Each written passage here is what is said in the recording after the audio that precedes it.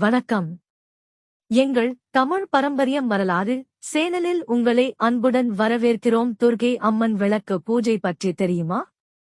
துர்க்கை அம்மன் விளக்கு பூஜை என்பது துர்க்கை அம்மன் ஆலயங்களில் அல்லது வீடுகளில் நடத்தப்படும் ஒரு முக்கியமான பூஜை முறையாகும்.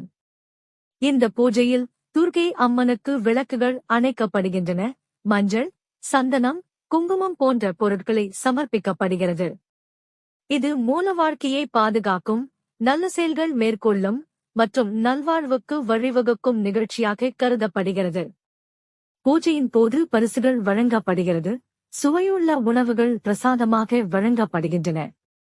எங்கள் புதிய வீடியோக்களை உடனுக்குடன் பெற பதிவு செய்யவும், வெள்ளி மணியை அழுத்தவும் மறக்காதீர்கள். நன்றி. வணக்கம்.